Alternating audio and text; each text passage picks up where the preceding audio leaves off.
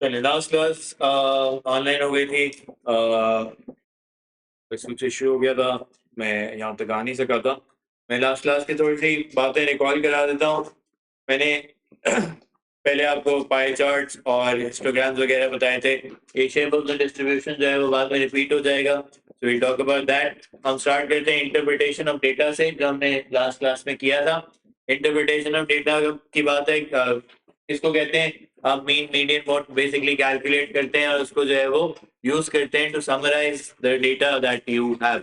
Okay, data अलग अलग formats में होता है, तो इस तरह फार्मूलाज जो होते हैं वो चेंज होते रहते हैं। सही है। पहले लिखा होता है the mode and the model class, कि अगर आपके पास डिस्क्रीट डेटा हो यानी होल नंबर्स वाला डेटा हो जिसको आप बार चार्ट में बनाया करते हैं। सही है। जैसे वो नंबर ऑफ स्नेल्स वाला एक सवाल था, यहाँ पे जो है वो स्कोर ऑन डाई का सवाल है कि आपका स्कोर जो है वो होल नंबर्स में ही आ सकता है, तो ये बार चार्ट में रिप्रेजेंट किया जाएगा। तो जो नंबर हाईएस्ट फ्रीक्वेंसी पे होता है उसको हम मोड कहते हैं। Mode is the most repeated number, तो इसका मतलब यहाँ पे 2 जो है वो सबसे ज्यादा फ्रीक्वेंसी है उसकी, तो 2 जो है वो मोड हो गया था। जब इस तरह क्लासेस में डेटा समराइज होता है, तो एक कॉमन मिस्टेक क्या होती है कि हम उस नंबर को मोड कह देते हैं जिसकी फ्रीक्वेंसी हाईएस्ट नजर आ रही होती है। अब टिपिकली मैं 1 मार्क का सवाल अगर एग्जाम में आपसे पूछूं, तो most of you will go on and answer that 4 to 7 is the model class.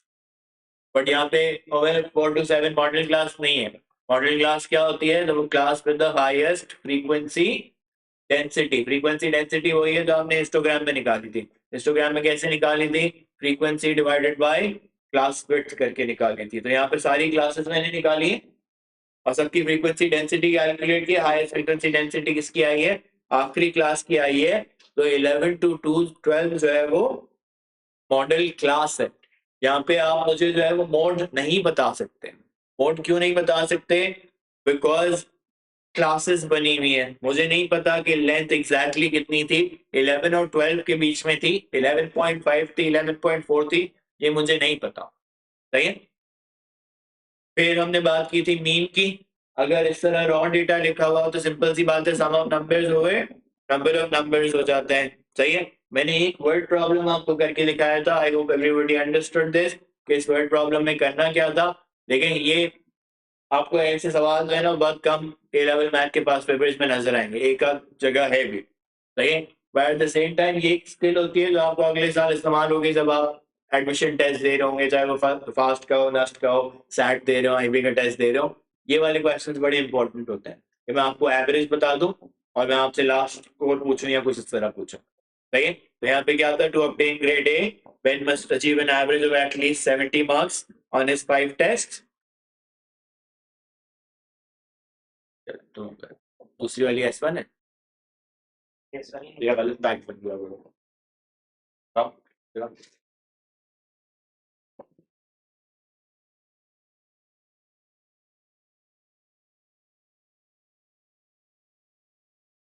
मैं S1 की बैग को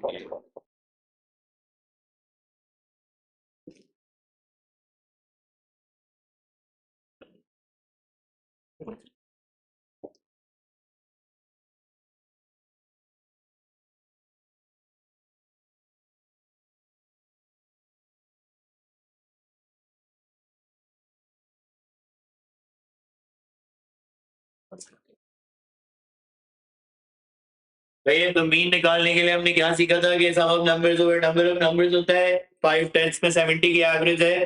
तो मैंने कहा था कि पहले आप क्या निकाल लें, हमेशा क्वेश्चन जो स्टार्ट होता है ना वो सम निकालने से स्टार्ट होता है। आप सम के ऊपर फोकस करें तो आपका क्वेश्चन जो है वो आसानी से सॉल्व होगा। मैंने कहा कि 70 की एवरेज चाहिए 5 टेस्ट में, तो सम कितना होना चाहिए? 350 होना चाहिए। क्रॉस मल्टीप्लीकेशन से आया था, अगर आपको याद हो, मैंने यहाँ पे लिखा हुआ है। सही है। फिर अभी क्या सिचुएशन है? अभी आपका मीन 68, आपने कितने टेस्ट दिए? 4 टेस्ट दिए, तो आपका सम कितना था? 272 था। सही। अगर 4 टेस्ट का सम 272 है और 5 टेस्ट का सम 350 है, तो आपको आखिरी टेस्ट में कितने स्कोर करने? 78 स्कोर करने, ताकि आपकी एवरेज ऊपर जाए। सही। आप आखिरी टेस्ट में ज्यादा स्कोर करेंगे तो आप एवरेज को ऊपर लेके जाएंगे ना। सही है। ये अब जब आप अगले 2 सालों में जब यूनिवर्सिटी पहुंचेंगे तो आपको रियलाइज होगा कि भाई आपका अगर स्कोर कम आ रहा है तो आपने अगले टेस्ट में ज्यादा स्कोर करना है ताकि एवरेज सही बने। सही है। फिर यहाँ पे कुछ डेटा में ऊपर एरर था, but all of this data was summarised in a table, इसको हम फ्रीक्वेंसी टेबल कहते हैं। सही है।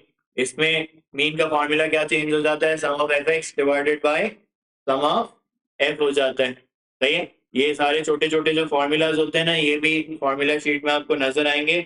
अगर ये मैं प्रोबेबिलिटी ऑफ स्टेटिस्टिक्स का पेज दिखाऊं तो ये देखें, फॉर अनग्रुप डेटा और ग्रुप डेटा, कभी भूल जाएं तो इस्तेमाल कर लीजिएगा, लेकिन मैं बहुत ज़्यादा फॉर्मूला शीट को यूज़ करना रेकमेंड नहीं करता, क्योंकि आप बार बार फिर अगर फॉर्मूला याद नहीं करेंगे तो बार बार फिर क्वेश्चन में कंफ्यूज होते रहेंगे कि अब कौन सा फॉर्मूला लगाना है मुझे। सही है। वो कर करके याद हो जाते हैं। ऐसे sum of f x over sum of f, x को एफ से मल्टीप्लाई करते थे और divided by sum of f करते थे। सही है। यही काम हमने क्लासेस वाले क्वेश्चन में भी किया था। डिफरेंस क्या था कि अब हमारे पास x पहले डायरेक्टली अवेलेबल था, अब अवेलेबल नहीं है, तो हम x किसको कहते हैं, हमने कहा था for continuous variables in classes x is the mid point of the class. तो यहाँ पे पहले एक एडिशनल वर्किंग करनी पड़ती है कि सबका मिड पॉइंट निकालना पड़ता है। मैंने मिड पॉइंट यहाँ पे निकाले हैं सबके। मिड पॉइंट कैसे निकलता है, upper boundary plus lower boundary divide by 2, simple सी बात। सही है। जो भी आपकी अपर बाउंड्री और लोअर बाउंड्री। सही है। थोड़ी थोड़ी बातें हमें रिपीट भी हो जाएंगी। एक समरी थी कि मीन और कैसे निकलता है, उसे सारा टेबल बनाया हुआ है, just for review, it's for later on. सही है। अब हम यहाँ से स्टार्ट करते हैं, बल्कि इनफैक्ट अभी पहले यहाँ पे आ जाओ। सही है। वो अभी इसको छोड़ दो, कंबाइनिंग मीन्स ऑफ डेटा में बाद में सिखा दूँ। वेरिएबिलिटी ऑफ डेटा पहले सीख लेते हैं। सही है। अब एवरेज निकालना तो एक तो सीख लिया कि मोड को इस्तेमाल कर सकते हैं, मीन को इस्तेमाल कर सकते हैं। मोड ऊपर आपको एग्जांपल नजर आई थी जब मैंने यहाँ पे थोड़ी सी थ्योरी आपको पढ़ के सुनाई थी कि मोड कौन इस्तेमाल करेगा। मोड जो है वो फॉर एग्जांपल एक जूते बनाने वाला या शू सेलर जो है वो इस्तेमाल करेगा कि सबसे ज्यादा जूता कौन सा बिकता है। उसके लिए एवरेज साइज कोई सेंस नहीं बनाता कि एवरेज साइज क्या बिक रही है, क्योंकि एवरेज साइज में कोई जूता नहीं होता। सही है। उसके लिए क्या इंपॉर्टेंट होता है कि भाई what is the most frequent shoe size that is selling. मैं टीचर हूँ, मेरे लिए क्या मैटर करता है कि एवरेज मार्क्स कितने आ रहे हैं, क्लास ऑन एवरेज कैसे परफॉर्म कर रही है, तो मैं मीन निकालूंगा। वो शू सेलर मोड निकालेगा, मैं मीन निकालूंगा। कोई जो है वो मीडियन भी निकाल सकता है। Deciding which measure to use depends on many factors, although the mean is the most familiar average. A shoemaker would prefer to know which shoe size is the most popular. A farmer may find the median number of eggs laid by the chicken to be the most useful, because they could use it to identify which chickens are profitable and which are not. सही है। तो एक egg seller के लिए जो है वो median ज्यादा यूजफुल होगा। ये क्वेश्चन कभी कभी आता है, एक मार्क का थियरी का क्वेश्चन होता है कि which of the measures calculated in part 1 would help you decide something else. कोई सिचुएशन बना के उसने दी हुई होती है। सही है। तो आपने ये डिसाइड करना होगा। अब वो केस टू केस थोड़ा सा डिपेंड भी करता है, लेकिन आपको एक जनरल आइडिया होगा हो जाएगा बाय दीज एग्जांपल्स। वेरिएबिलिटी किसको कहते हैं, वेरिएबिलिटी आपने ओ लेवल मैथ में नहीं पढ़ी, तो यहाँ से सारी बातें नहीं है आपके लिए। सही है। All of this are new, all of this will be new later on. अभी तो शुरू में तो रेंज सेम नजर आएगा। वेरिएबिलिटी कहते हैं कि डेटा कितना स्प्रेड आउट है। अब मैं एज अ टीचर आपको बता सकता हूँ कि भाई मैं 50 मार्क्स का टेस्ट बनाता हूँ, मेरी एवरेज 30 आ जाती है, which means Ali that the average is 60%। But सारे बच्चे तो 60% स्कोर नहीं कर रहे हैं। कुछ बच्चे तो बहुत अच्छा भी स्कोर कर रहे होंगे और कुछ बहुत बुरा भी कर रहे होंगे। सही है। तो मेरे लिए क्या इंपॉर्टेंट होता है कि भाई डेटा स्प्रेड आउट कितना है। सही। अब जिस तरह एवरेज को मेजर करने के लिए मीन मीडियन मोड सब इस्तेमाल हो सकते हैं, इस तरह वेरिएबिलिटी को मेजर करने के लिए भी दो मेजर्स होंगे आपके पास यहाँ पे। एक को हम कहते हैं रेंज और एक को हम कहते हैं स्टैंडर्ड डिविएशन। सही है। एक को हम कहते हैं रेंज और एक को हम कहते हैं स्टैंडर्ड डिविएशन। पहले उसने कहा हुआ है measure of standard tendency alone does not describe or summarise a data set fully. ये मैंने बात आपसे कर ली। Although it may not tell us the location of the more central values or the most common values, it tells us nothing about how widely spread out the values are. Two sets of data can have the same mean, median, or mode, yet they can be completely different. सही है। A better description of a set of data is given by a measure of central tendency and a measure of variation. Variation is also known as spread or dispersion. ये तीन आपको नजर आ रहे हैं। एक में सारी वैल्यूज है 7777, दूसरे में 4 से स्टार्ट हो रही है 11.3 तक, तीसरे में वैल्यू स्टार्ट हो रही है -193 से 177 तक। अगर आप सबका एवरेज निकालेंगे तो अगर मैं आपको बता रहा हूँ सबका एवरेज 7 है, ऐड कर दो, divide by number of numbers कर दो, सबका 7 आ रहा है। But you see how different the data sets are, कितने डिफरेंट है डेटा सेट्स। पहले वाले में तो कोई वेरिएशन ही नहीं है भाई, दूसरे वाले में फिर थोड़ी सी वेरिएशन है, तीसरे वाले में बहुत ज्यादा वेरिएशन है। तो कोई हमें स्प्रेड का भी मेजर पता होना चाहिए, सही है। स्प्रेड का एक मेजर होता है रेंज, जो आपने ओ लेवल मैथ में भी पढ़ा है। क्या करते हैं रेंज निकालने के लिए, आप करेंगे highest value minus lowest value, सही है। You do highest value minus lowest value. तो रेंज निकालनी होती, तो उसमें तो कोई रेंज ही नहीं है, पार्ट ए में तो कोई रेंज ही नहीं है, पार्ट 2 में थोड़ी रेंज है, और पार्ट 3 में जो है वो बहुत बड़ी रेंज है, हाईएस्ट और लोएस्ट वैल्यूज। बट अरे रेंज का एक इनहेरेंट प्रॉब्लम ये होता है कि वो सिर्फ हाईएस्ट और लोएस्ट वैल्यूज को केटर कर रही होती, भाई बीच में दूसरे भी तो लोग होंगे जिन्होंने अब जिनके हाईएस्ट मार्क्स या लोएस्ट मार्क्स नहीं है, जिनके मीन से ऊपर मार्क्स है, मीन फॉर एग्जांपल 30 था तो फर्स्ट के लेट से 35 आए, तुम्हारे जो है वो 40 आए हुए हैं, उमर के जो है वो लेट से हाईएस्ट आए हुए। लेकिन अगर रेंज सिर्फ कैलकुलेट करूं तो सिर्फ उमर के मार्क्स जो है वो कंट्रीब्यूट कर रहे हैं उस रेंज में, तुम्हारे मार्क्स तो कुछ कंट्रीब्यूट ही नहीं कर रहे। तो उससे बेहतर एक मेजर क्या होता है जिसको हम स्टैंडर्ड डिविएशन कहते हैं, सही है। पहली बात तो यहाँ पे मैं क्या लिख दूं, मैं रिपीट कर दूं इस बार, आई थिंक मैंने कहीं कही होगी, पर standard deviation is the square root of variance, सही है। Standard deviation is the square root of variance.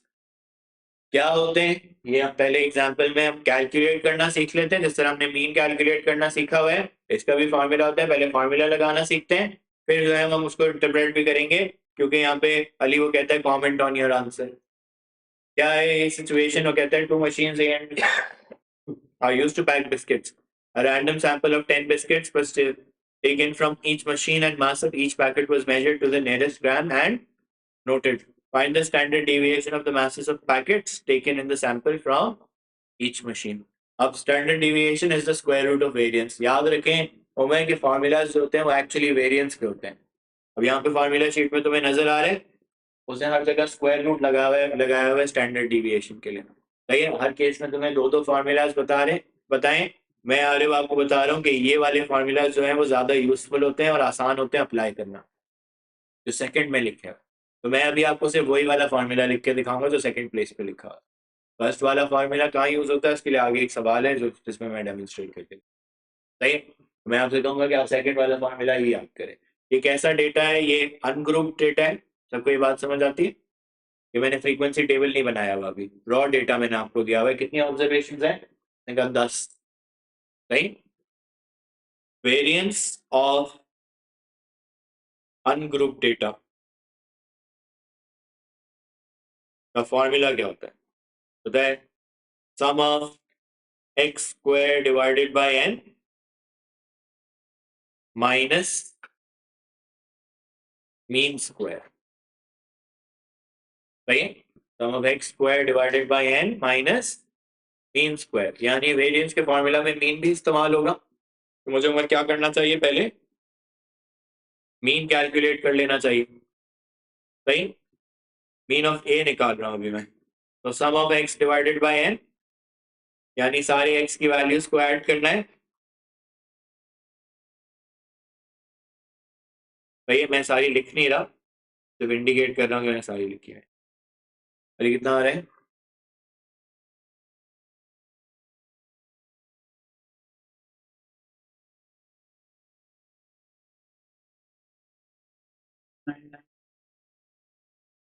दो सौ। एक नंबर को गलत लिखा है, तो मुझे याद है इसका आंसर 200 है।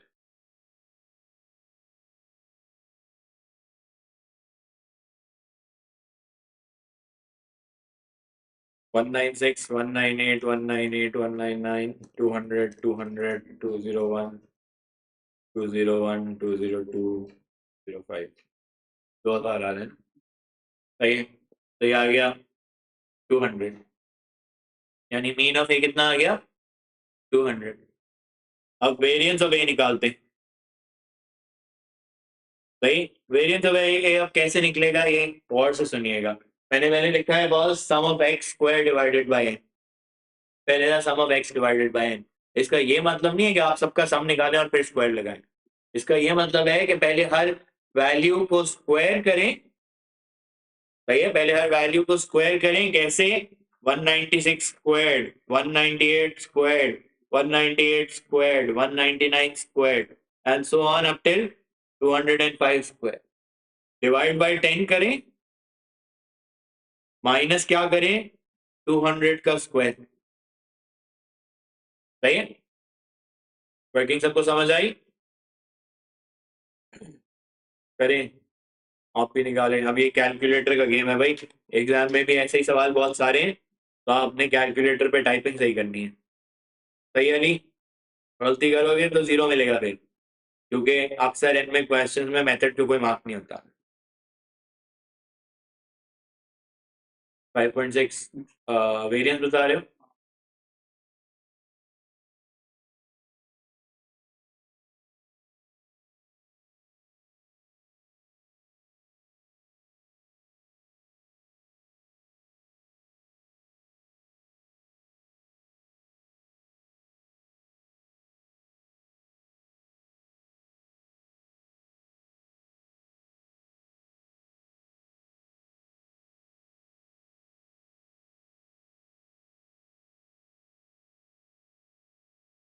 सही है। अब तुमने पूरा कैलकुलेशन मुझे सही से साफ साफ करके दे दिया, मेरा भी 5.6 है।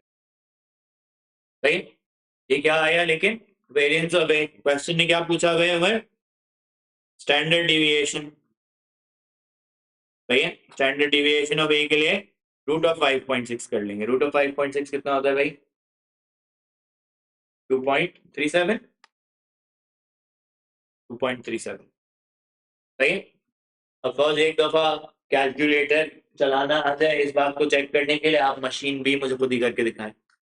मैंने मशीन ए आपको करके दिखाया, आप मशीन बी की कैलकुलेशन मुझे यहाँ पे करके दिखाएं। कितना एग्जाम में लिखना जरूरी होता है मेथड के मार्क्स के लिए? इतना जितना मैंने लिखा है। सही है? तो मैं इतनी कैलकुलेशन मुझे नजर आनी चाहिए, तब मैं मेथड का मार्क दूंगा।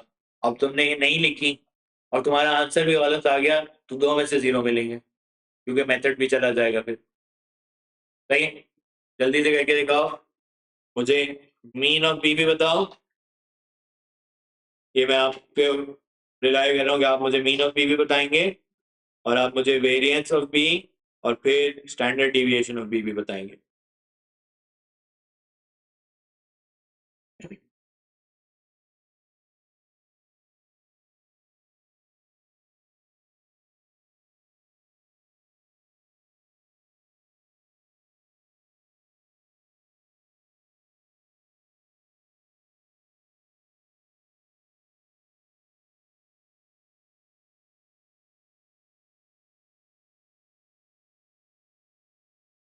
मीन 200 ही है ना? तो यानी ऐसे है कि दोनों मशीन सेम मीन दे रही है। वेरिएंस बताओ। 24,000? सिर्फ 24?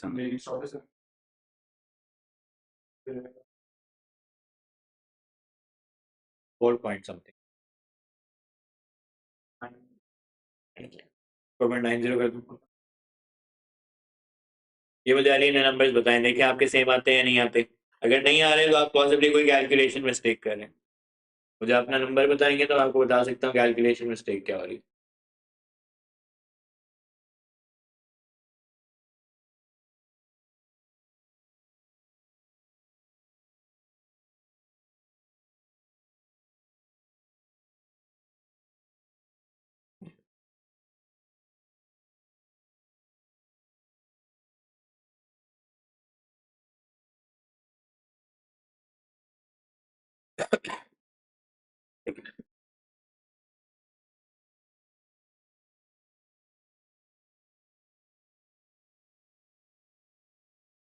तो 4.9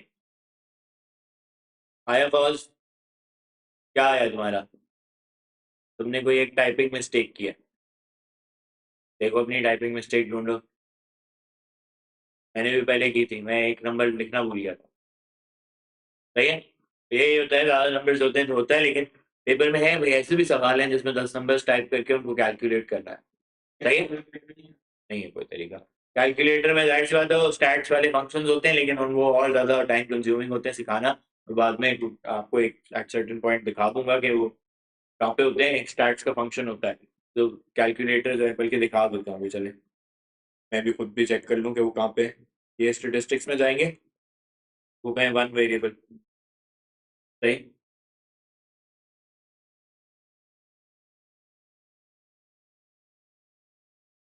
तो बी वाला कर लें 192, 194, 195, 198। ये मैं वन वेरिएबल पे आया हूँ, सही। जिनके पास ये कैलकुलेटर है। 201, 201, 203, 204, 206, 200।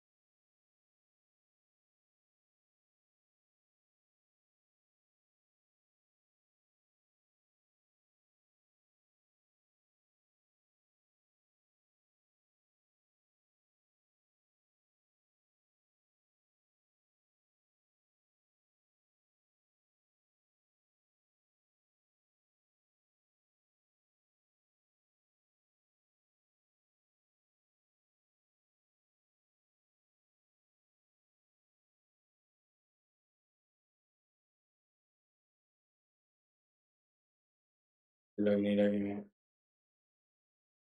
हाँ ये लगा। तो थोड़ा सा कॉम्प्लिकेटेड है ये, देख लो अब मैं करके दिखा देता हूँ। मैं कर ही लिया है तो। मैं सोचा था कुछ बटन दबाने होते हैं। 192, 194, 195, 198, 200, 201, 203, 204, 204, 206, 207। सही, ये 10 लिख लिया मैंने। मैंने ऑप्शन का बटन दबाया है, जो शिफ्ट के नीचे होता है। मैं गया हूँ 4 में, स्टेटिस्टिक्स कैलकुलेशन। और फिर मैंने एक कैल्क ऑप्शन का बटन दबाऊंगा मैं। और टू वेरिएबल कैलकुलेशन, मतलब लंबी वो कैलकुलेशन हो गई। और देखो मीन ऊपर नजर आ रहे हैं 200। और जो आपने सम ऑफ एक्स स्क्वायर निकाला होगा 400 टू 40। सही है। स्टैंडर्ड डिविएशन आपको नजर आ रही है, सिग्मा एक्स लिखा हुआ है 4.89। अभी ये मैंने सिंबल नहीं बताया, अभी बता दूंगा आपको। सही है। तो आपको मीन मीडियन मोड सब बता देता है वैसे calculator. You can verify your answers. Okay, तो बाद में अब किसी कैलकुलेशन में आएगा मीडियन वगैरह तो मैं आपको उधर दिखा दूँ। सही है। Okay, enough of this. चलो, कमिंग बैक। सही है। ये दोनों का मीन निकल आया और दोनों का वेरिएंस निकल आया। सही है। अब ये क्या कर रही है अली, ये मशीन जो है वो बिस्किट पैक कर रही है। सही। अब बिस्किट पैक करने में क्या है कि दोनों मशीन जो है वो एवरेज वेट जो पैक करती है वो 200 करती है। लेकिन एक की डिविएशन 2.37 है और दूसरे की डिविएशन 4.90 है। तो मुझे बताओ कि कौन सी मशीन ज्यादा कंसिस्टेंटली पैक करती है। मशीनें ज्यादा कंसिस्टेंटली पैक करती है, तो उसकी वेट में वेरिएशन जो है वो कम आती है। सही है। मशीन भी ऑन द अदर हैंड क्या करती है, वो बहुत ज्यादा वेरी करती है वो वेट को। 192 तक भी चली गई, 207 तक भी चली गई। उसकी स्टैंडर्ड डिविएशन क्या है कि ऑन अ स्टैंडर्ड इतना वेरी करती है भाई। सही, कि जरूरी नहीं है कि मैंने बिस्किट के पैकेट पे 200 ग्राम लिखा हुआ तो 200 ग्राम जो है वो हर जगह पैक हुआ हो। क्या होगा, कभी ज्यादा भी होगा कभी कम भी होगा। मशीन ए में ये कम है थोड़ा सा। सही है। अब आपके लिए क्यों इम्पोर्टेंट है, अगर आप ये दो मशीन लगा के बैठे हैं तो मशीन बी की वजह से आपको नुकसान काफी सारा हो सकता है। अगर वो कंसिस्टेंटली ज्यादा पैक करना शुरू करते, बहुत सारे आइटम ऐसा। सही, मतलब आपका मटेरियल जो है वो ज्यादा इस्तेमाल हो रहा है, आपकी कॉस्ट ऊपर चली गई। ऑन द अदर हैंड आपने कम पैक कर दिया। सही, तो कस्टमर जो है वो कहेगा नहीं भाई, 5 कोको निकलने चाहिए थे, 4 ही निकल रहे हैं हर दफा। फिर ये वेरिएशन बहुत ज्यादा है ना, लोग लेना बंद कर देंगे। सही है, ये पाकिस्तान में इतना ज्यादा है ना, कोई वैलिड नहीं समझता, because nothing happens. But if you go international तो ये चीजें बहुत मैटर करती है भाई। ये सही चीजें जो आपने लिखी, अमाउंट उतनी पैक होनी चाहिए, कम नहीं हो सकती। सही, लोग सू भी कर सकते हैं आपको। सही है। छोटी छोटी बातों पे ये केसेस होते हैं। एक केस है, I don't know if it's Starbucks और मैकडॉनल्ड्स, एक केस है जहाँ पे खातून के ऊपर जो है वो कॉफी गिर गई।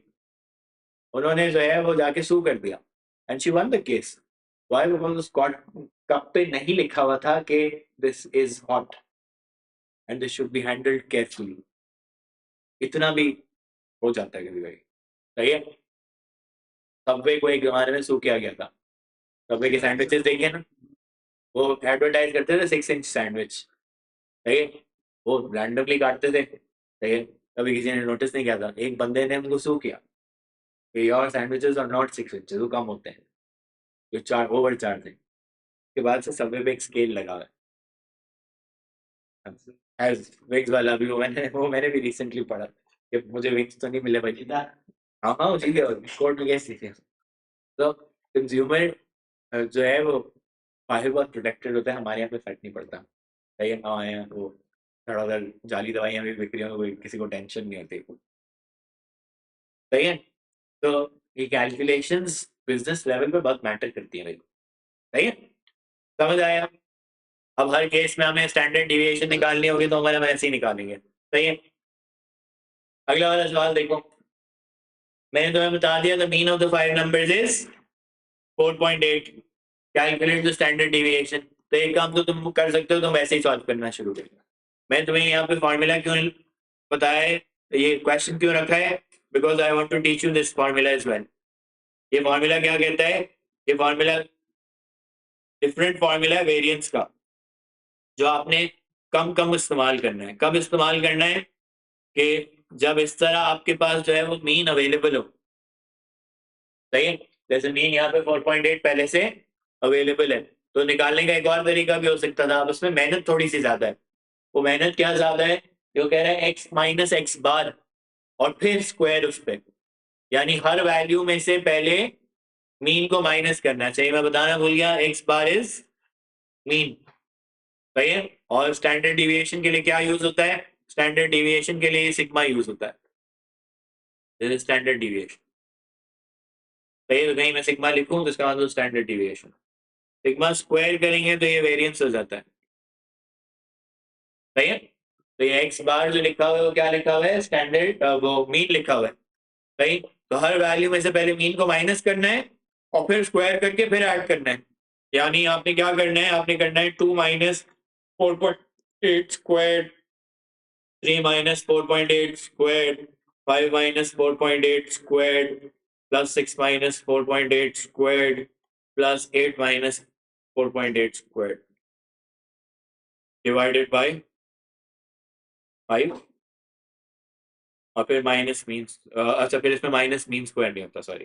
सही है। इसमें माइनस मीन स्क्वायर बाद में नहीं होता क्योंकि पहले ही माइनस हो चुके होते हैं सारे। सही। अब मुझे पर्सनली ये लगता है कि फॉर्मूला ज्यादा मेहनत करवाता है आपसे। माइनस भी करने हैं तो माइनस वाली गलतियां भी होंगी, क्या आपने माइनस को स्क्वायर किया, ब्रैकेट नहीं लगाया कैलकुलेटर को बताने के लिए कि भाई माइनस को भी स्क्वायर करना है, तो कैलकुलेटर माइनस को स्क्वायर नहीं करेगा। कैलकुलेटर अगर आप देखें, अगर आपने ऐसे लिख दिया ना -2 स्क्वायर, तो कैलकुलेटर -4 आंसर देगा। हालांकि आपको पता है कि आपको ब्रैकेट लगाना चाहिए था और आपको ऐसी कैलकुलेशन करनी। सही है? ये मैंने अभी डिस्कवर किया कि इस तरह भी ये अच्छा है ना, कैलकुलेशन इस तरह कर सकते हैं। एक कभी ये तुम्हारे कैलकुलेटर पे भी आएगा कि मैंने उसका मोड चेंज कर, I can see all the calculations जो पहले हो रही हैं। दैट्स में यूजफुल होता है। चलिए आगे देखते हैं। यहाँ तक बात समझ आई? किसी ने कैलकुलेशन की है मेरे लिए? क्या आ रही है? 4.56। सही है। अली दूसरे वाला फॉर्मूला लगाते तो भी 4.56 ही आता, कोई मसला नहीं है उसमें। स्टैंडर्ड डिविएशन क्या हो जाएगी? √4.56।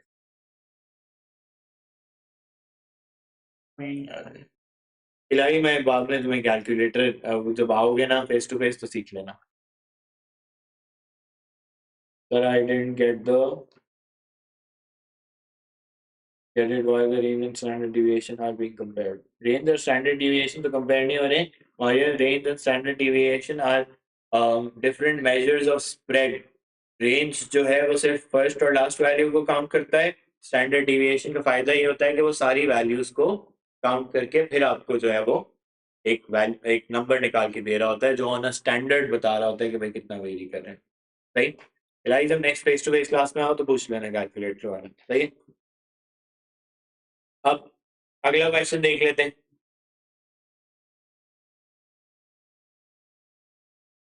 क्या कहते हैं ये? Cartons of orange juice are advertised as containing 1 liter. A random sample of 100 cartons gave the following results for the volume of X. अब मैंने क्या किया है, इस दफा डेटा आपको रॉ फॉर्म में नहीं दिया क्योंकि कितने कार्टन्स का डेटा था, 100 का डेटा था. मैंने ऊपर क्या किया, मैंने आपको दो कैलकुलेशंस करके दी हैं. सम ऑफ एक्स यानी सारी वैल्यूज को ऐड करके सम दिया हुआ है मैंने आपको, और सम ऑफ एक्स स्क्वायर. अब ये कॉमन प्रॉब्लम मैंने ओवर द इयर्स देखा है. मैंने मीन का फॉर्मूला ये लिखा, तो इसका मतलब सम ऑफ एक्स जो है वो मीन का एक कंपोनेंट है. आप लोगों की एक मिस्टेक क्या होती है, बहुत सारे लोग ये मिसअंडरस्टैंड करते हैं. वो कहते हैं सर ये मीन लिखा हुआ है. नहीं, मीन नहीं लिखा हुआ भाई, ये तो मीन का एक कंपोनेंट लिखा हुआ है. मीन आपको निकालना पड़ेगा. सही है. अगर आपने मीन निकालना है तो आपको क्या करना चाहिए, sum of x divided by n करना चाहिए. 101.4 डिवाइडेड बाय 100. सही है. 1.014. तो उमर कंपनी जो है वो 1 लीटर का कहती है, लेकिन उन्होंने एवरेज ज्यादा ही पैक करती है ताकि कोई सू ना कर दे भाई, है ना. सही है. ये होता है. ये आपको नजर आएगा अभी आगे भी जितनी एग्जांपल्स होंगे ना उसमें यही होगा, जमीन से ज्यादा ही होगा. अच्छा, फिर अगला उसने कहा स्टैंडर्ड डिविएशन. तो मुझे वेरिएंस निकालना आता है. मुझे वेरिएंस का क्या फॉर्मूला पता है, sum of x square divided by n minus mean square. सही है. Sum of x square divided by n. तो सम ऑफ एक्स स्क्वायर क्या दिया हुआ है, फिर से देखें, ये मैंने वेरिएंस नहीं दिया हुआ, ये मैंने क्या दिया हुआ है, सम ऑफ एक्स स्क्वायर, उसका एक कंपोनेंट दिया हुआ है 102.83 divided by 100 minus mean square.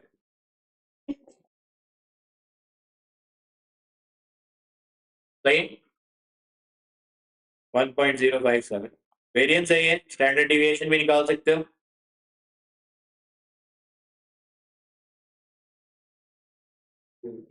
1.02 लिख देते हैं, आगे राउंड ऑफ हो गया ना. सही है. तो 3 सिग्निफिकेंट फिगर्स पे वैसे भी राउंड ऑफ करना होता है. सही है. अच्छा,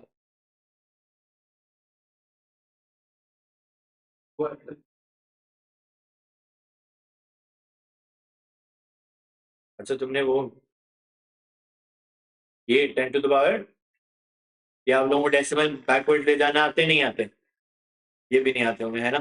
तुम लोगों को कैलकुलेटर जो है ना वो फोन सबको चलाने आते हैं, कैलकुलेटर किसी को भी चलाना नहीं आता.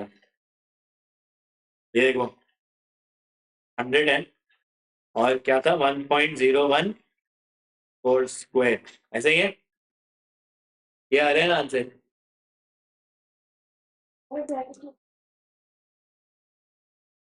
हाँ हाँ सही है. वो भी ब्रैकेट का मसला नहीं, वो माइनस से बाहर ही है ना. हाँ हाँ. ये क्या होता है.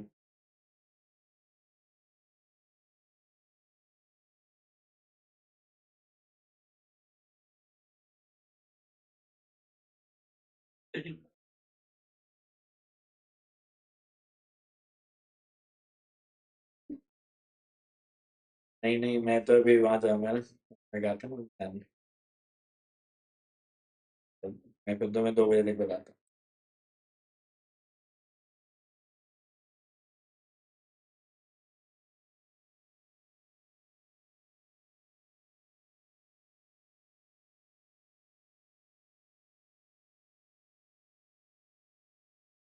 हूँ. अच्छा जी. तो ये डेसिमल पीछे कैसे लेके जाते हैं पता है? ये ENG लिखा होता है, इंजीनियरिंग का सिंबल होता है वो, सही है। इसके ऊपर एक आपको बैकवर्ड एरो नजर आ रहा होगा, सही। शिफ्ट और ये दबाएंगे तो ये पीछे जाते हैं, सही। तो अब ये आंसर है 0.000104, सही है। तो ये तुम्हें आंसर यहाँ पे लिखना चाहिए भाई, सही है। ये 3 सिग्निफिकेंट फिगर, ओके। और उसको दोबारा दबाएंगे तो डेसिमल आगे चला जाता है।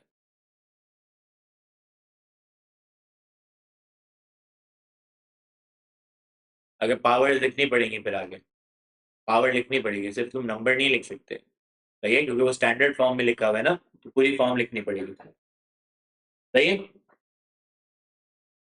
अच्छा जी, फिर नेक्स्ट बात हम देख लेते हैं। अच्छा, यहाँ पे फिर से वही बात है, देखें अब कितनी कम वेरिएशन रखी हुई है उसने, वो डिविएट नहीं होने दे रहा मीन को ज्यादा, सही है। उसको पता है कि कस्टमर का रिस्पॉन्स आ जाएगा अगर बहुत ज्यादा डिविएशन हुई तो, okay.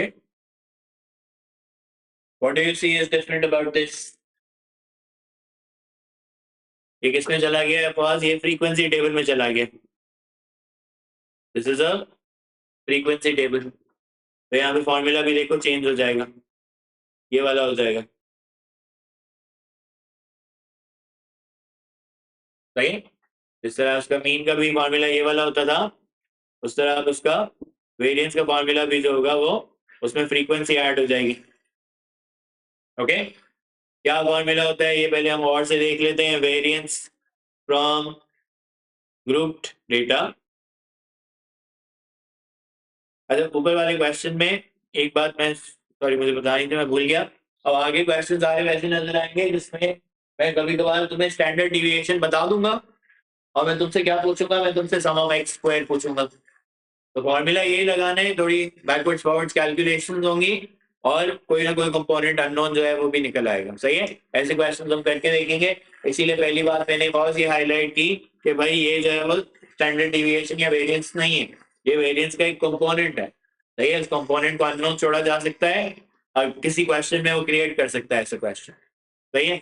Variance from group data, उसका फॉर्मूला बनता है sum of x square f divided by sum of f minus फिर से मीन स्क्वायर, सही। क्या करना है पहले, बस हर वैल्यू को स्क्वायर, एक्स की वैल्यू को square multiplied by its frequency, फिर add 14 square into 28 plus 16 square into 10 divided by कितने, 13 प्लस 28 प्लस 10। इनका मीन भी चाहिए होगा, तो मैं साइड बाय साइड इनका मीन भी मैं यहीं पे कैलकुलेट कर लेता हूँ। Sum of f x divided by sum of F,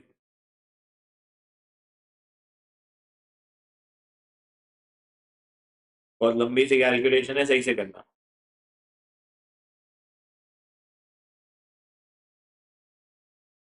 Ali, are you calculating?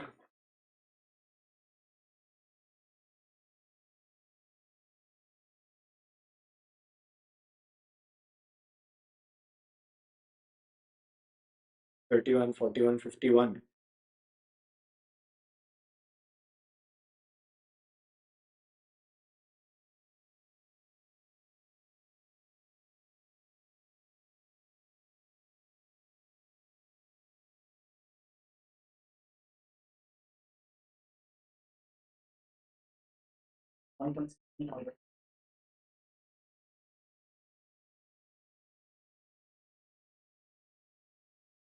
सही। तो फॉर्मूला चेंज हो गया, इंटरप्रिटेशन अभी भी वही है, सही है। इंटरप्रिटेशन में फर्क नहीं आएगा, सही। उसने कहा तो थ्री सिग्निफिकेंट फिगर्स का आंसर, तो मैंने थ्री सिग्निफिकेंट फिगर्स का आंसर दे दिया, सही है। यहाँ तक कोई सवाल?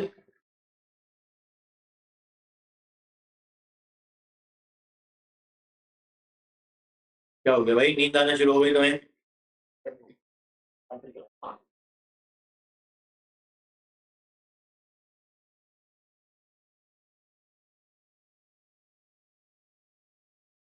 जल्दी से लिख लो फिर मैं आगे बढ़ूँ।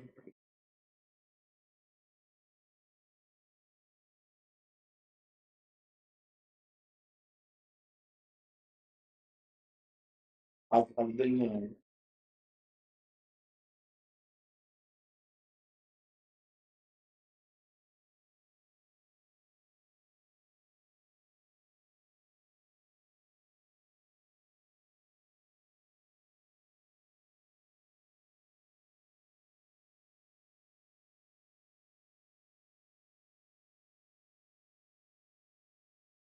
जल्दी से आगे। क्या नजर आ रहे? क्लासेस बनी हुई है भाई। क्लासेस में कोई गड़बड़ नजर आ रही है?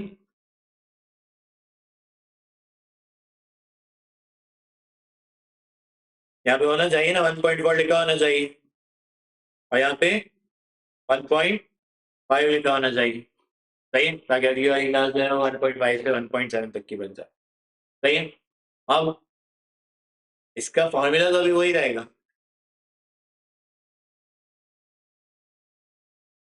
मुझे बताओ कि एक्स क्या होगा इसका मिड पॉइंट।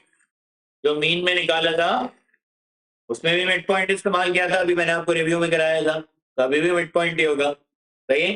तो फर्स्ट पहले क्या करेंगे, सबके मिड पॉइंट्स कैलकुलेट कर लेंगे। क्या हो जाएंगे 1.2 और 1.4 का 1.3 बनेगा, इसका 1.45 बनेगा और इसका 1.6 बनेगा।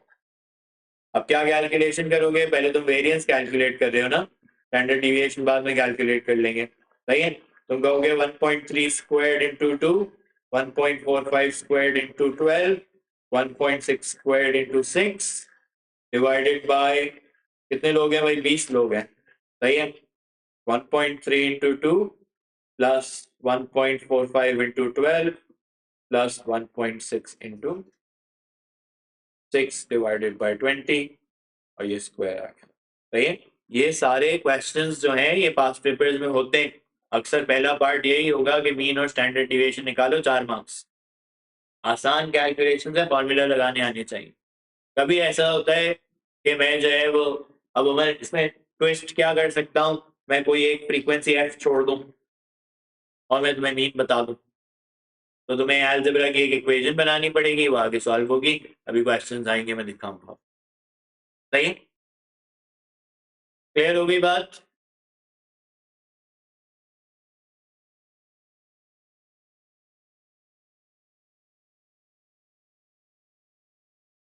अली कैलकुलेशन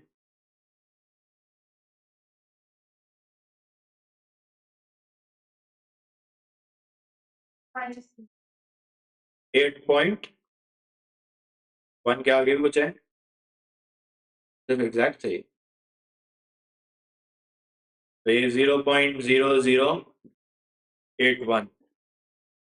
सही।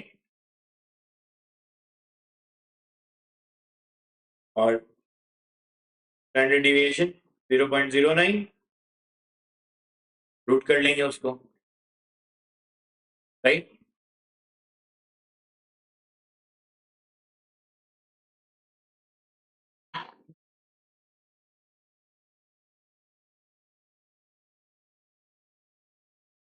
आगे बढ़े।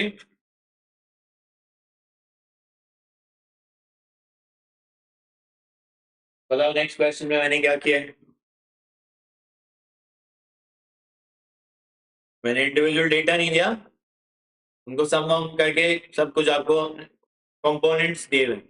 फिर से वही बात उमर, ये मीन नहीं है भाई, इसको कंपोनेंट को डिवाइड करना पड़ेगा। कितनी रॉड्स हैं? 20, तो इसको 20 से डिवाइड करना पड़ेगा, तब मीन आएगा भाई। 997 डिवाइडेड बाय 20, वेरिएंस 49711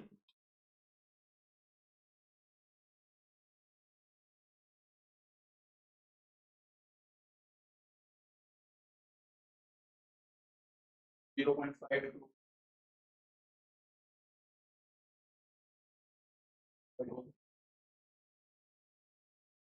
0.7 है। स्टैंडर्ड डिविएशन निकालनी नहीं है, सही। तो आपको कंपोनेंट्स को भी यूज करना आना चाहिए और आपको पूरा कैलकुलेशन अगर करने को कहूँ तो वो भी आनी चाहिए, सही है। अब मुश्किल वाले सवाल शुरू होते हैं, सही है। अगले 15 मिनट तक आपको नजर आएगा कि अब मैं जो है वो क्वेश्चंस की डिफिकल्टी बढ़ा रहा हूँ, सही है। लेकिन ये क्वेश्चन पास पेपर्स में हैं तो आपको करना आने चाहिए। कहता है calculate the mean and standard deviation of the four numbers 2, 3, 6 and 9। पहला पार्ट तो आसान है।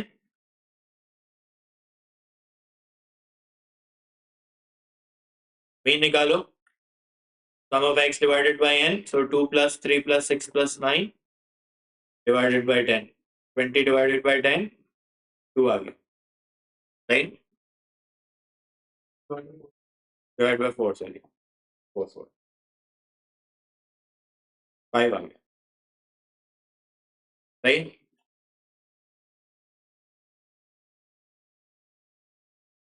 और स्टैंडर्ड डिविएशन भी निकाल लो, वेरिएंस निकालोगे पहले, तो 2 square 3 square 6 square 9 square divided bye 4 minus 5 square. ये इसका सम बता दो कितना बन रहा है। 4 9 16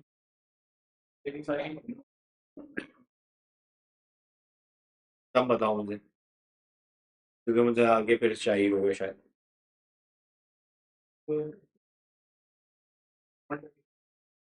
वन स्टैंडर्ड डिविएशन कितनी बन रही?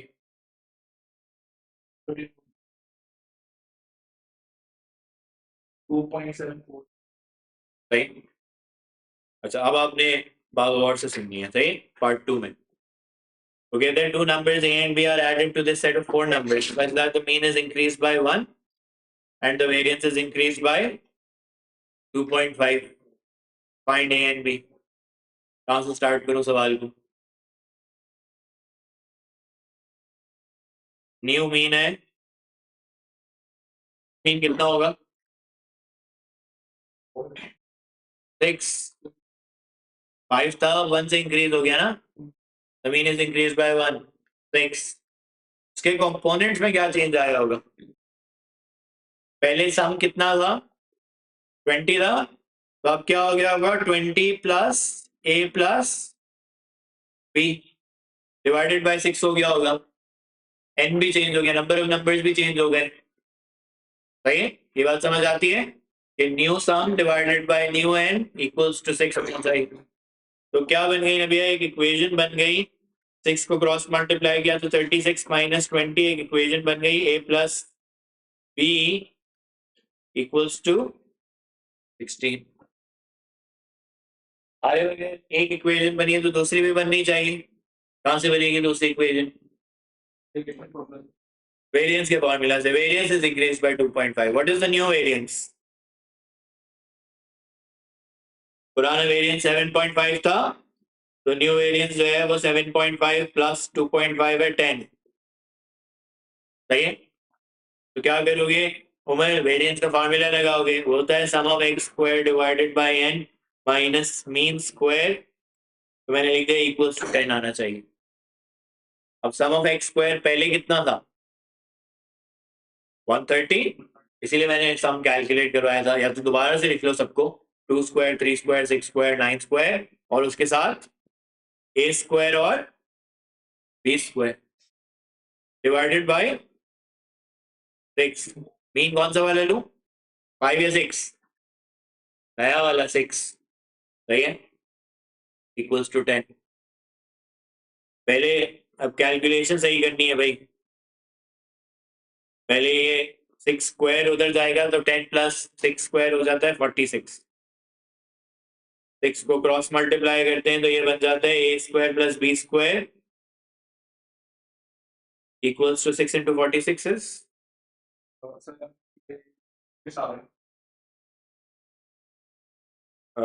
1।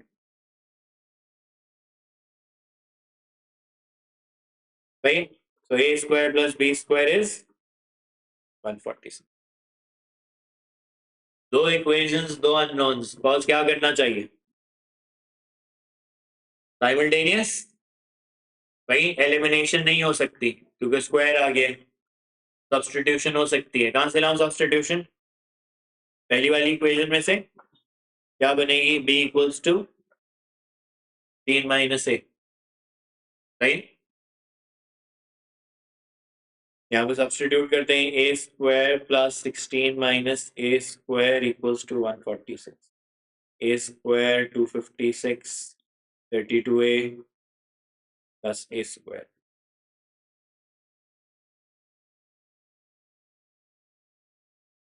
सही है। 2a स्क्वायर माइनस 32a और प्लस 110 बन गया, सही है। क्वाड्रेटिक सॉल्व करनी है, क्वाड्रेटिक सॉल्व करते हैं, कैलकुलेटर इस्तेमाल कर लेते हैं। तो ए की दो वैल्यूज आ रही होंगी, क्या आ रही है? 5 आ रहा है। जब ए 11 है तो बी 16 माइनस 11 5 बन जाएगा, और जब वो है तो 11 बन जाएगा। ये दोनों कॉम्बिनेशन हो सकते हैं। उसने कहा है find the values of A and B. मैं कहूंगा when a is 5 b is 11 and when b is 5 a is 11, okay. अब ये एग्जाम में कितने मार्क्स का सवाल होगा? तो शायद 6 मार्क्स का सवाल होगा। काम बहुत सारा है, साइमल्टेनियस सॉल्व करना, दो आंसर निकालना, यही 3 मार्क्स पे हो गए। तो 3 ऊपर फॉर्मूलाज के होंगे प्रॉब्लम कंस्ट्रक्ट करने के, सही है। लेकिन अगर आपने कंस्ट्रक्ट गलत किया आगे सवाल हो रहा होगा, सही है। और है ये पास पेपर क्वेश्चन में भी नजर आएगा, सही। फिर उमर ये और कहाँ पे इस तरह अननोन्स है, मैं बता रहा था ना अभी, टेबल में कोई एक फ्रीक्वेंसी अननोन छोड़ देता है, सवाल उसका भी ऐसा ही बना हुआ है, सही है। तो काम सारे वही करने हैं, अलजेब्रा एडिशनल हो जाएगी उसमें। यहाँ तक बात क्लियर है? आगे बढ़े, इसलिए आ रहे हो? करो। अब इम्पोर्टेंट सवाल, सही है। कंबाइनिंग सेट्स ऑफ डेटा, इसमें कैसी एग्जांपल्स होती हैं? इसमें एग्जांपल्स होती हैं कि भाई मैंने कहा कि मैं एक जो है वो बॉयज़ की क्लास अलग पढ़ा रहा हूँ, गर्ल्स की क्लास अलग पढ़ा रहा हूँ। बॉयज़ का मीन अलग आया है, गर्ल्स का मीन अलग आया है, बॉयज़ की स्टैंडर्ड डिविएशन अलग आई है, गर्ल्स की स्टैंडर्ड डिविएशन अलग आई है, सही है। उनको अगर कंबाइन करना है तो किस तरह कंबाइन करना है, ये सवाल वैसे है। तो आपने अब मुझे बताना होगा कि भाई कंपोनेंट्स कैसे कंबाइन हो रहे हैं, सही। यहाँ पे वो एक टिप क्या लिखी हुई है, उसने कहा कि the variance of two combined data sets x and y is not in general equals to variance of x plus variance of y divide by 2। आप सिर्फ सिंपल ऐड करके डिवाइड बाय 2 नहीं कर सकते। क्यों? क्योंकि उमर वेरिएंस निकलता है कंपोनेंट से, उनके कंपोनेंट्स आपस में कंबाइन होंगे, फिर वेरिएंस कंबाइन हो सकता है। यानी आपने सबके मार्क्स अगर स्क्वायर करके ऐड किए हैं तो आपको गर्ल्स के मार्क्स स्क्वायर करके ऐड करने पड़ेंगे, बॉयज के मार्क्स स्क्वायर करके ऐड करने पड़ेंगे, एक combined sum of x square आएगा, सही है। अब इसमें दो दो वेरिएबल्स यूज करेंगे तो ज्यादा फायदा होगा, सही है। पहले मैं आपको ये वाला दिखा देता हूँ, एग्जाम्पल 23 की बात कर लेते हैं, सही। वो कहते हैं the height x centimetres of 10 boys are summarised and the height y centimetres of 15 girls are summarised. Calculate to three significant figures the standard deviation of all 25 children together, सही है। तो अगर मुझे वेरिएंस टुगेदर निकालना है,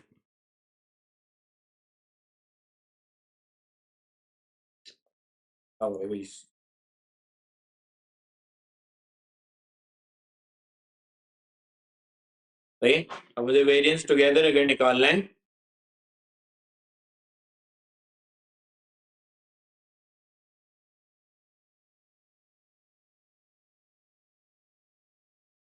तो मैं simply क्या करूंगा, मुझे पता है वैसे वेरिएंस का फॉर्मूला था sum of x square divided by n minus mean square. लेकिन यहाँ पे मुझे सिर्फ सम ऑफ एक्स स्क्वायर नहीं चाहिए, मुझे कंबाइन करना है। तो मैं क्या करूंगा, मैं sum of x square plus sum of y square, और कितने लोग हैं? 10 प्लस 15 लोग हैं, सही है। इसी तरह मीन भी जो होगा उनका कंबाइन हो जाएगा, sum of x plus sum of Y divided by 10 plus 15 का स्क्वायर। सबके कंपोनेंट्स को प्लस करना पड़ेगा, सही है। तो ये बनेगा 1650, सही, सॉरी, ये बहुत बड़े बड़े नंबर्स हैं, खाली ऐड करके फाइनल आंसर बता देना।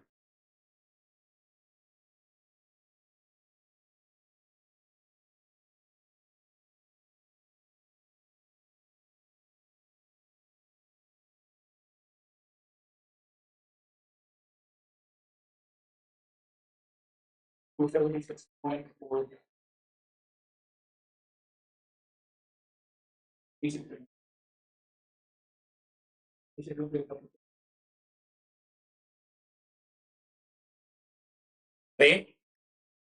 सिंपल सी भी बात समझ आई।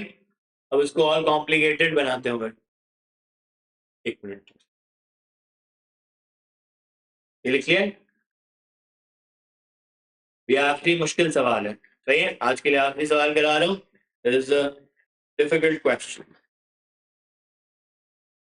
ये वाला सवाल है। उसने कहा the numbers of errors of each of 200 pages of TypeScript was monitored.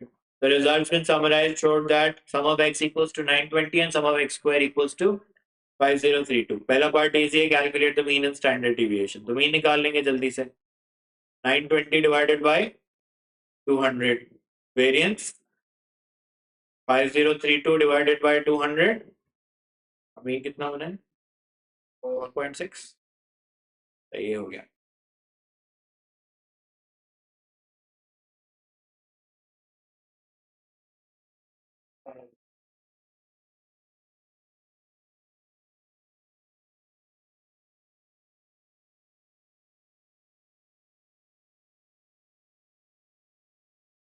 Okay, क्या 4 है और स्टैंडर्ड डिविएशन है 2। नहीं, अब ये आखिरी वाला गौर से सुनना। अब हमें ये क्या कहते हैं, फर्दर 50 पेजेस वर मॉनिटर्ड। पहले 200 पेजेस था, 50 पेज और, and it was found that the mean was 4.4 and the standard deviation was 2.2। यानी उन 50 पेजेस का मीन और स्टैंडर्ड डिविएशन दिया हुआ है। सही।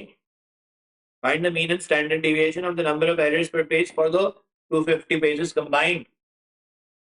सही।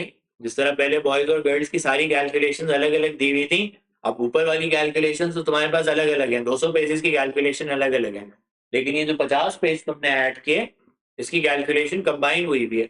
वो कंबाइन नहीं हुई हुई, सॉरी, इसकी मीन और स्टैंडर्ड डिविएशन कैलकुलेट हुई हुई।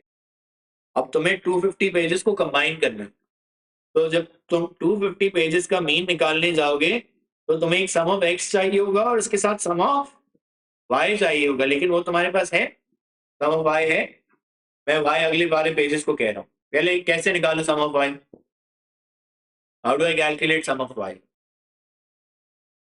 मीन को बैकवर्ड्स वर्क करूं। सही है, मैं कहूंगा, अभी मुझे बता रहा है कि sir sum of Y divided by 50 is equals to 4.4।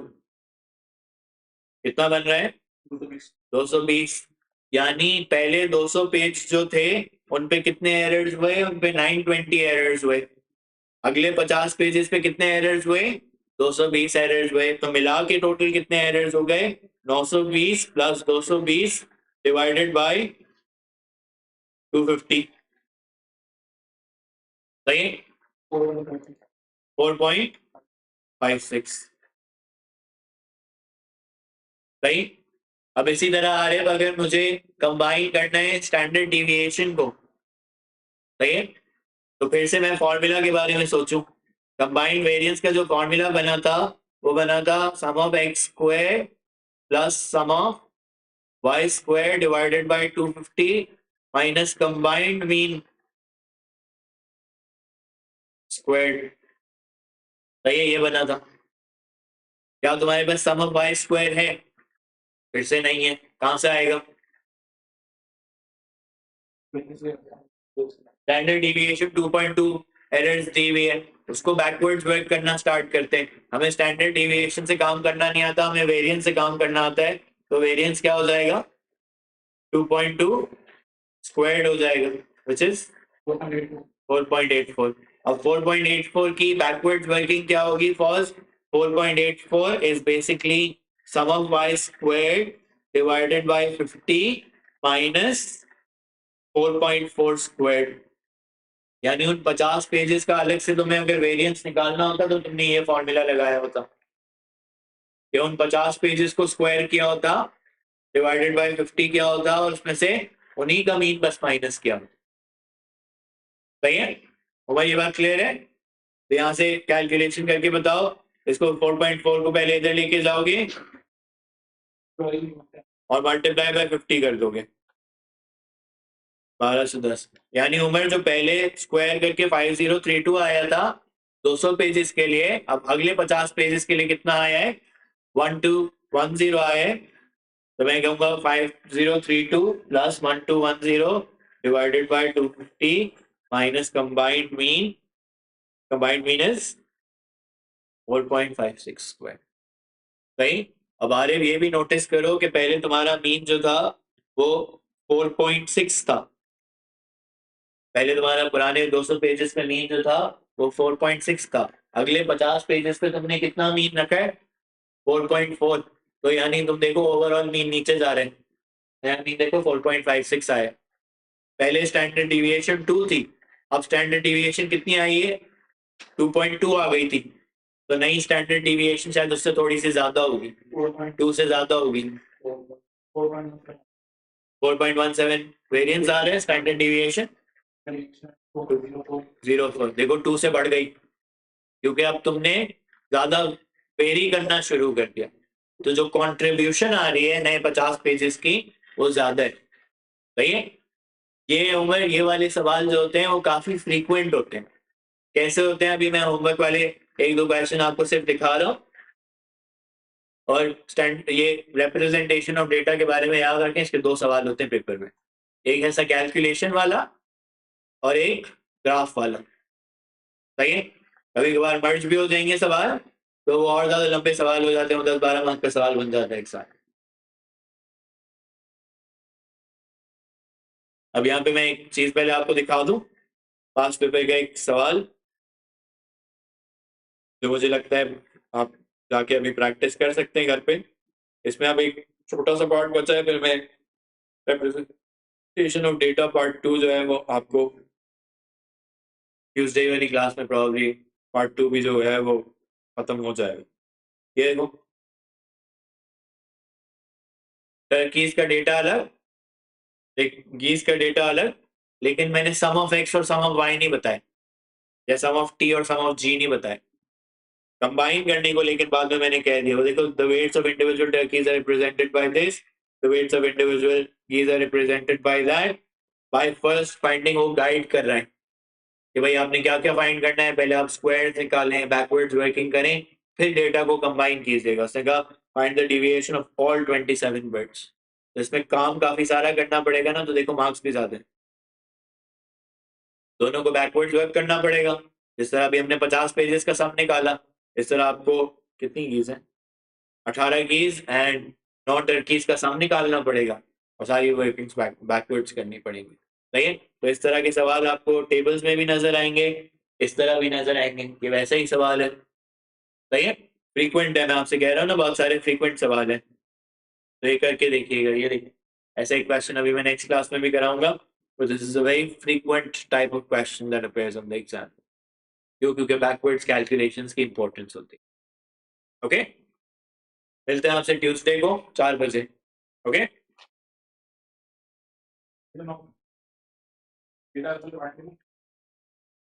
नहीं है, वो अगली अगली क्लास।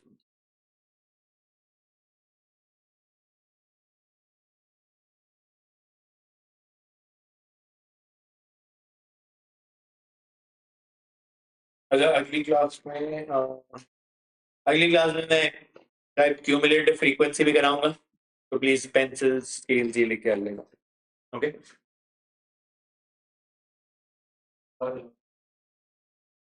कहा तो यह था नहीं P1 मार्क्स। अभी तुम अब ट्यूसडे को मुझसे पूछना, अभी मुझे निकलना है। अरे तो ये समय सही, वरना फिर मुझे वो भेज देना, मैं तुम्हें सॉल्व करके दिखा। अच्छा, मुझे याद नहीं है कौन सा है, बट मुझे अभी सॉल्व करना ही है। अभी बस मेरे स्कूल में सिलेबस खत्म होने वाला है।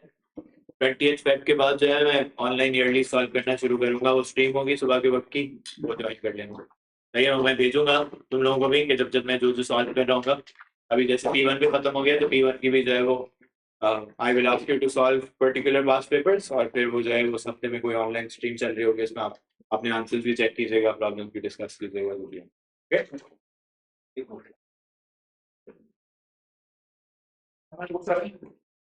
M1 आ गया। गांधी से छोड़ के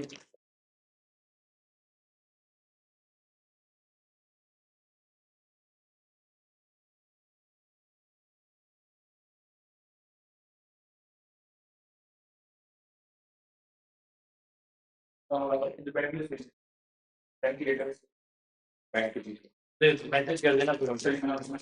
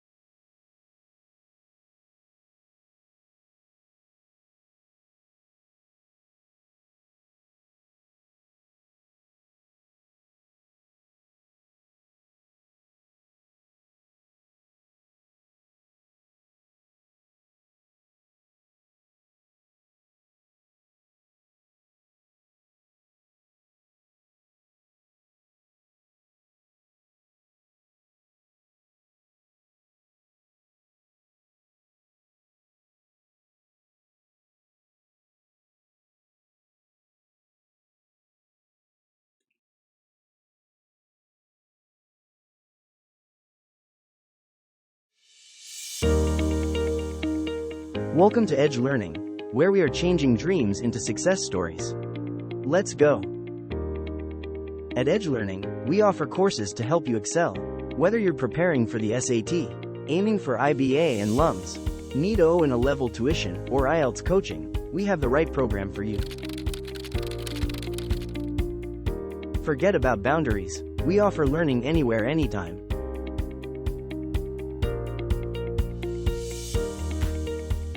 Our expert tutors provide personalized attention in various batch sizes and one-on-one sessions, along with pre-exam review workshops to ensure you perform your best on test day. Join us at Edge Learning and take the first step towards turning your dreams into reality. So what are you waiting for? Register now or call us.